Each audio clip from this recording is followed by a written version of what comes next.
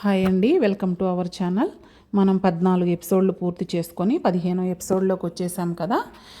14వ ఎపిసోడ్లో అంతా కృష్ణుడు గురించి, కృష్ణుడు రుక్మిణీదేవి వివాహం గురించి ఎలా జరిగింది, విదర్భ యువరాణితో ఎలా జరిగింది అనేది మనం తెలుసుకున్నాము. అయితే ఇప్పుడు హస్తినాపురానికి వచ్చేద్దాము. హస్తినాపురంలో ఏం జరుగుతుందో తెలుసుకున్నాం. అయితే మనం ఈ 15వ ఎపిసోడ్లో హస్తినాపురానికి వచ్చేసాం కదా. రాజ్యంలోని ప్రజలు ధర్మరాజు పాలన గురించి మాట్లాడుతూ ఉంటారు. చాలా బాగా చేస్తున్నాడు, రాజ్యాన్ని బాగా పరిపాలిస్తున్నాడు అని చెప్పుకుంటూ ఉంటారు. ఇది విని కోపంతో రగిలిపోతుంటారు శకుని, దుర్యోధనుడు, దుశ్శాసనుడు. వీళ్ళు ముగ్గురు దుర్యోధనుడు పాలన గురించి ఇంత బాగా చెప్పుకుంటున్నారు, ఇది ఎలా కొనసాగకూడదు అని చెప్పి మాట్లాడుకొని అక్కడ భవనం ముందు తిరుగుతూ ఉంటారు. అప్పుడు ఈయన ధర్మరాజు ఎదురు పడతాడు. భవనము పైనుంచి విదురుడు చూస్తూ ఉంటాడు. అయితే భవనం కింద ధర్మరాజు వీళ్ళని కలుసుకుంటాడు. నమస్కారాలు అని చెప్పి శకుని మామకు దండం పెడితే దుర్యోధనుడు, దుశ్శాసనుడు ఎదురు పడగానే ధర్మరాజు కాళ్ళకి దండం పెడతారు. ధర్మరాజు ఆశీర్వదించి, పెద్దవాడు కదా అందుకని ధర్మరాజు ఆశీర్వదించి నమస్కరిస్తాడు. శకుని దొంగ ప్రేమ చూపిస్తాడు. ఇది అంతా నిజమే అనుకుంటాడు ధర్మరాజు. ఇదంతా గమనిస్తున్న విదురుడు వాళ్ళు ఏదో కపటి ప్రేమ చూపిస్తున్నారు అని అనుకుంటాడు, గమనిస్తాడు. విదురుడు చాలా తెలివిగలవాడండి. తన తెలివితేటలు అంతా ఉపయోగించి ధర్మపాలనలో నడిపిస్తూ ఉంటాడు. భవనంలోకి వెళ్ళిపోతారు. తర్వాత దుర్యోధనుడు పాండవులను ఎలా చంపాలో, రాజ్యం నుంచి వదిలి వెళ్ళిపోయేలా ఎలా వెళ్ళిపోతారు అని వ్యూహం రచిస్తూ ఉంటాడు ఎప్పుడు శకుని కానీ, దుర్యోధనుడు కానీ, దుశ్శాసనుడు కానీ. శకుని పాండవులను వానరావర్తం పంపించడానికి, అక్కడే వాళ్ళని చంపేయడానికి కుట్రలు పన్నుతూ ఉంటారు. ఆ వానరావర్తంలోనే చంపేయాలని ఇలా కుట్రలు పన్నుతున్నారనే విషయం పాపం ధర్మరాజుకి వీళ్ళకి తెలియదు, కానీ విదురుడు గమనిస్తూ ఉంటాడు. దీనికి దుర్యోధనుడైన చెల్లిని దుశ్శలను ఉపయోగించుకుంటారు. దుశ్శలకు సింధు దేశానికి చెందిన జయద్రథుడితో వివాహం నిర్ణయించుకొని, అంటే సింధు దేశపు ఈ హస్తినాపురం రాజ్యానికి విరోధం ఉందన్నమాట. ఈ సింధు దేశపు రాజులు ఈ హస్తినాపురం రాజులతో సంబంధాలు కుదుర్చుకోరు. కానీ యువరాజు ధర్మరాజు కదా, అందుకని దుర్యోధనుడు ఎవరైతే హస్తినాపురానికి విరోధులుగా ఉంటారో వాళ్ళతో మాత్రమే స్నేహం చేస్తుంటాడు. అది దుర్యోధనుడు కపట బుద్ధి. ఇది అంతా శకుని వెనక నుండి నడిపిస్తూ ఉంటాడు. ఇది ఆ నోట ఈ నోట పడి ధర్మరాజు దాకా వస్తుంది. సభ ఏర్పాటు చేస్తారు. సింధు రాజ్యంతో మనకు విరోధం ఉంది దుర్యోధన, ఎందుకు కానీ దుర్యోధనుడు మా చెల్లెలు దుశ్శల పెళ్ళి మా సొంత విషయం అని అంటాడు. కానీ ధర్మరాజుకి బాధేస్తుంది. ఇది మా సొంత విషయం అంటున్నాడే ఏంది అని చెప్పి బాధపడతాడు. కానీ ధృతరాష్ట్రుడు మాత్రం ప్రతిదీ కొడుకుకే వత్తాసు పలుకుతూ ఉంటాడు. కొడుకు మాటని ఎదిరించడు అన్నమాట. కొడుకుకి మంచి చెడ్డలు చెప్పడు. దీనికి విదురుడు, నాయనా నీవు మంత్రి మండలిని కూడా అడగాలి కదా అంటాడు. మంత్రి మండలిని ఎందుకు అడగాలి అని చెప్పి అడుగుతాడు దుర్యోధనుడు. అన్ని దేశాల యువరాజులకు పంపం కదా స్వయంవరంలో, కొన్ని దేశ యువరాజులకే పంపిస్తాము. ఎందుకంటే మన రాజ్యానికి ఎవరైతే సఖ్యతగా ఉంటారో, మనకి తోడుగా ఉంటారో, యుద్ధంలో మనకి సహాయంగా ఉంటారో ఆ రాజ్యాలకు మాత్రమే కదా మనం పంపిస్తాము. ఇప్పుడు ఈ సింధు దేశపు వాళ్ళు మనకి విరోధులు కదా, అసలు వాళ్ళకి స్వయంవరం మనం ఆహ్వానం పంపించం కదా అని అంటాడు. అంటే దుర్యోధనుడు అంటాడు, దుశ్శల వివాహము రాజకీయం చేయటం నాకు ఇష్టం లేదు అంటాడు. కానీ అతను చేసేదంతా కుట్ర, రాజకీయమే. అప్పుడు భీష్ముడు, దుర్యోధన, మన రాజ్యానికి సింధు రాజ్యానికి వైరం ఉంది. మన రాజ్యానికి హాని కలగకుండా ఉండేలా మనం ప్రవర్తించాలి కదా అంటాడు. అయితే పితామహ, మన రాజ్యానికి హాని కలగకుండా చూసుకునేందుకు యువరాజు ఉన్నాడు కదా, నేను కాదు కదా యువరాజుని, ధర్మరాజు ఉన్నాడు కదా హాని కలగకుండా చూసుకునేదానికి. నేను నా చెల్లెలి సంతోషం చూసుకుంటాను చాలులే నా సోదరి సుఖానికి మించి నాకు ఇంకేమీ వద్దు అంటాడు. ఎవరు? దుర్యోధనుడు. వాళ్ళు మంచివాళ్ళు కాదు అని భీష్ముడు చెబుతాడు. కానీ దుశ్శలకు స్వయంవరం ఏర్పాటు చేస్తాను అంటాడు. ఆమెకు నచ్చిన వరునితో పెళ్లి చేద్దాము అని అంటాడు. దానికి శకుని అంటాడు, విదర్భ రాజకుమారి రుక్మిణి శిశుపాలునితో వివాహము నిశ్చయం అయింది. కానీ ఆమె శ్రీకృష్ణుని ఇష్టపడింది కదా, అది న్యాయం అయినప్పుడు ఇది ఎందుకు న్యాయం జరగకూడదు అని అంటాడు. విదురుడు అంటాడు, మా పెదతండ్రిని అవమానిస్తున్నావా నీవు? అంతటి వాడివా అని అంటాడు. అప్పుడు శకుని, నేను అలా అనలేదు విదురు రాజా అని అంటాడు.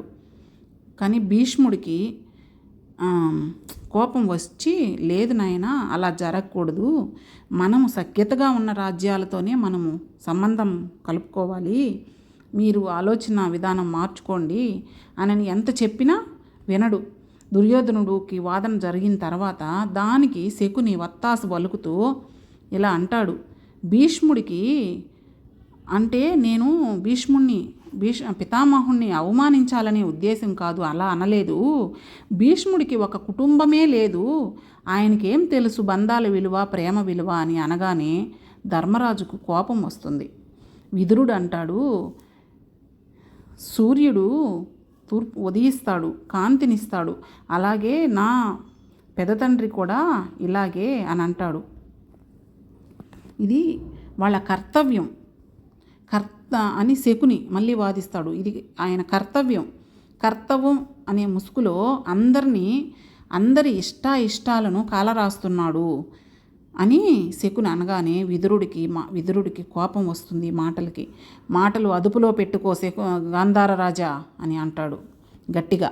దుర్యోధనుడు, పితామహులని అవమానించడం మామయ్య ఉద్దేశం కాదు చిన్నతండ్రి, కర్తవ్యం అనేది చాలా కఠిన కార్యం కదా. సూర్యుడు అంటే భగవంతుడు, కానీ అది అందరి వల్ల సాధ్యం కాదు కదా. పితామహులు సూర్యులు లాంటి వారు, కానీ మేము అన్నింటికీ కట్టుబడి ఉండగలమా? మేము సామాన్యులము కదా అని అంటాడు. భీష్ముడు కొంచెం బాధపడతాడు. శకుని ఇలా మాట్లాడుతున్నా ధృతరాష్ట్రుడు ఏమీ మాట్లాడడు. కామ్గా తన కొడుకైనటువంటి ధృతరాష్ట్రుడు కామ్గా ఉంటాడు. శకుని మళ్ళీ అదే అంటాడు. ఎందుకంటే భీష్ముడిని కించపరిస్తేనే ధర్మరాజు కుంగిపోతాడు అనేది తన ఆనందం తెలుసు అన్నమాట. అతని కుట్ర. తనకంటూ ఒక కుటుంబమే లేదు, అప్పుడు మనస్సు, ప్రేమ గురించి ఏ విధంగా అర్థం చేసుకోగలరు అని చెప్పి మళ్ళీ అవమానిస్తాడు శకుని. ఆ మాటలకు ధర్మరాజు ముందుకు వచ్చి, దుర్యోధన, పితామహుడు చెప్పినట్టు దుశ్శలకు స్వయంవరం ఏర్పాటు చేస్తాను, యువరాజుగా నేను చెప్తున్నాను అని అంటాడు. దుర్యోధనుడు అంటాడు, నీవు యువరాజు కాబట్టి పద్ధతులకు కట్టుబడి ఉండాలి. నేనెందుకు కట్టుబడి ఉండాలి? నాకు నచ్చినట్టు నా చెల్లెలి వివాహం నేను చేస్తాను. రాజ్యాలతో గొడవలు ఉంటే అవి మీరు చూసుకోండి, ఎందుకంటే మీరు యువరాజు కాబట్టి. నాకు యువరాజు పదవి లేదు కదా, నేనెందుకు నా చెల్లెలి సంతోషాన్ని నేను దాచిపెట్టాలి, ఎవరితోనో వివాహం ఎందుకు చేయాలి అని చెప్పి ఆయనకేదో తెలిసినట్టుగా చెప్తాడు. ఇదంతా శకుని కుట్ర. ఇది ఎంత అనగానే భీష్ముడు ధృతరాష్ట్రుణ్ణి వంక చూస్తాడు. కానీ ధృతరాష్ట్రుడు మౌనంగా ఉంటాడు. శకుని ఎన్ని మాటలు అంటున్నా ధృతరాష్ట్రుడు మౌనంగా ఉంటాడు. నాకు ఒక కుటుంబమే లేదంటున్నారే, నా కుటుంబం, నా కొడుకు అయినటువంటి, నా పినతల్లి కొడుకు అయినటువంటి, నా పినతల్లి మనవుడు అయినటువంటి ధృతరాష్ట్రుడు నా బిడ్డలే, పాండురాజు బిడ్డలు నా బిడ్డలే, అందరినీ నాదిగా, నా రక్తంగా భావించి నేను ఇంత శ్రమపడి నేను ఇక్కడ వరకు వచ్చాను, నీవు ఎలా నన్ను ఇలా అంటావు అని బాధపడుతూ అన్నా కూడా భీష్ముడు జీవిత పర్యంతం హస్తినాపురంలో ప్రజలు బాగుండడానికి, హస్తినాపురంలో ఇప్పుడు ఆయన పెళ్లి చేసుకోకుండా ఉన్నాడు. అది సత్యవతీదేవికి మాట ఇచ్చాడు. పెళ్లి చేసుకోకుండా ఉన్నాడు. అన్ని విధాలుగా వాళ్ళకి ఏం కావాలో చేసి పెట్టాడు. అంబాలికలకు పిల్లలు పుట్టడానికి వాళ్ళ తల్లి ఏది అడిగితే అది చేసి పెట్టాడు. ఇంకా ఏదైనా కానీ భీష్ముడు కఠోర దీక్ష పాటిస్తూ ఉన్నాడు అప్పటి వరకు. అంతటి భీష్మ పితామహుణ్ణి మాట్లాడుతున్నా కూడా శకుని ఎవరు? గాంధార దేశానికి చెందినవాడు. అతను అసలు అక్కడ ఎందుకున్నాడు? కానీ ఉన్నాడు. అదంతా అర్థం చేసుకోకుండా ధృతరాష్ట్రుడు కొడుకు మాటలకి కొడుకుని సమర్థించినట్లుగా కాముగుండేటప్పటికీ ఇదంతా గమనించి భీష్ముడు మౌనంగా సభ నుంచి వెళ్ళిపోతాడు. భీష్ముడు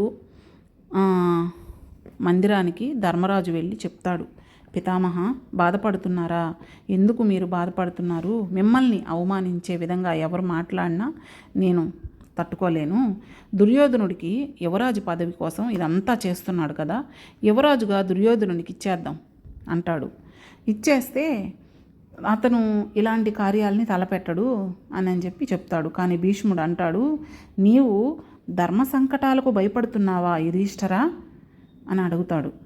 లేదు పితామహ, మాటికి మన రాజ్యానికి వ్యతిరేకమైన వాళ్ళతో కలిసి దుర్యోధనుడు ఈ పన్నాగాలు పన్నుతున్నాడు. మాటికి ఇబ్బందులు తెస్తున్నాడు. అతనే యువరాజుగా ఉంటే రాజ్యాన్ని కాపాడుకుంటాడు కదా, ఇలాంటి పనులు చేయకుండా ఉంటాడు కదా అంటాడు. అప్పుడు భీష్ముడు అంటాడు, నీవు ధర్మ సంకటాలకు భయపడుతున్నావా? నీ నుండి ఇది ఆశించడం లేదు అంటాడు. మా పితృదేవులకు నేను వాగ్దానం చేశాను, నా హస్తినాపుర సింహాసనంపై శాంతి భద్రతలు ధర్మము న్యాయము నెలకొల్పే వరకు నేను ఈ సంకటాలకు ఈ విధమైన సంఘర్షణలను కొనసాగుతుందని.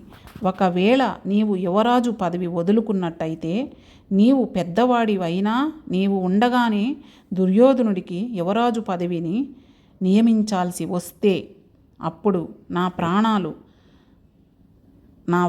నా వాగ్దానాలు అసంపూర్ణమవుతుంది. నా జీవన పర్యంతం సంఘర్షణ వ్యర్థమవుతుంది. నీవు జీవించి ఉన్నంత వరకు ఈ హస్తినాపురికి దూరం కాలేవు అంటాడు.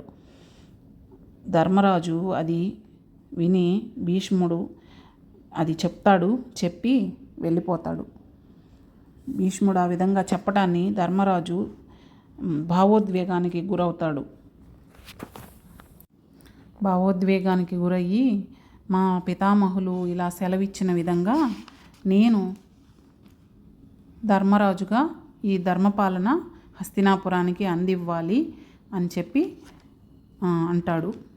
తరువాత మనం ఏం జరిగింది అనుకునేది 60వ భాగంలో 16వ ఎపిసోడ్లో చెప్పుకున్నాము. పాండవులు వారణావర్తం వెళ్ళడానికి కారణాలు, ఎందుకు వెళతారు, అక్కడ ఎలా చనిపోయారు అని హస్తినాపుర ప్రజలు అనుకునేలా చేస్తారు అనుకునేదంతా మనం 16వ ఎపిసోడ్లో చెప్పుకుందాము. ఈ మహాభారతము చదివినా చాలా మంచిదండి. మహాభారతం అనేది ఎంతమంది వింటున్నారో చిన్న కామెంట్ రూపంలో చెప్పండి, ఎలా చెప్తున్నాను అనేది. ముందు కథ ఇంకా చాలా బాగుంటుంది. ఈ వీడియోలు కనుక మీకు నచ్చినట్లయితే లైక్ చేయండి, షేర్ చేయండి, సబ్స్క్రైబ్ చేసుకోండి.